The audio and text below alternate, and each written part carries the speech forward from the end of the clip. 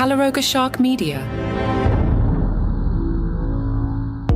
Hi there, I'm Johnny Mac with 5 good news stories. King Charles has bestowed a royal title on a rare golden goat breed. I'll have to tell the folks over at Palace Intrigue, that's our daily podcast about the British royal family, I'll have to tell them about this story.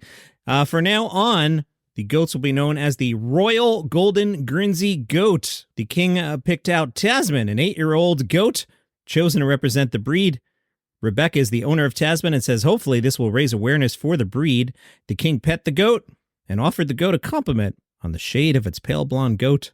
The goats are a rare breed and are considered at risk on the rare breeds watch list. Nice job, Your Majesty.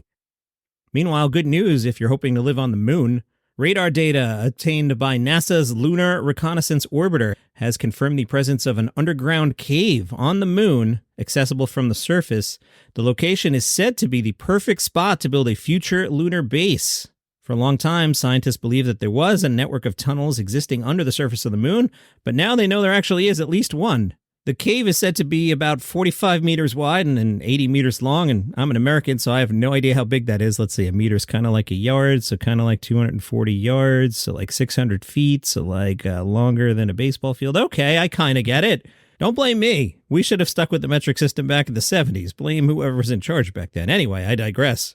The cave is in the Sea of Tranquility, best known for Neil Armstrong visiting it.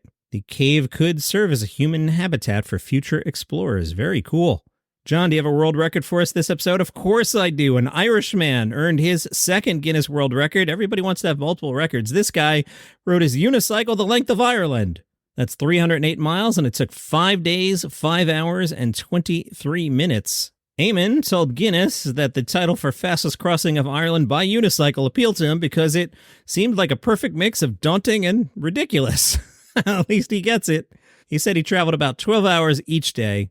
He had a swollen ankle toward the end, and that made each push of the pedals feel like torture, but said, as long as you're moving, you're pedaling. Hence, my ankle swelling up from overuse.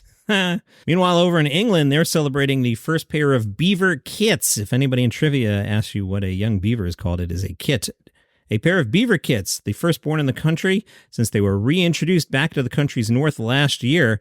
4 beavers were released into a 25-acre habitat last year, part of a series of beaver returns that took place across the UK starting in 2021. Hazel and Chompy seem pretty happy, and they have now established their home in Wallington. Paul Hewitt is a countryside manager and says, beavers are changing the landscape all the time. You don't really know what's coming next, and that probably freaks some people out. They're basically river anarchists. This time last year, I don't think I fully knew what beavers did. Now, I understand a lot more, and it's a massive light bulb moment. It's such a magic animal in terms of what it does. Hazel and Chompy have built some dams, and that has resulted in the return of some wildlife like kingfishers, herons, and bats. Well, good news for Pepper the Parrot. Pepper the Parrot has 400 people looking to adopt him. Pepper was turned into a Niagara Falls, New York shelter, and the parrot asked, do you want me to kick your butt? And he didn't even say butt. He used the expletive. The shelter posted on Facebook, if you think Pepper's feathers are colorful, you should hear his language. Bringing home a cursing conure might seem like a fun idea until Pepper offends Grandma's Tuesday night knitting group. On the bright side, if you want to keep unannounced company from dropping in, adopt Pepper. They'll think twice about being cursed out by your new foul-mouthed feathered friend.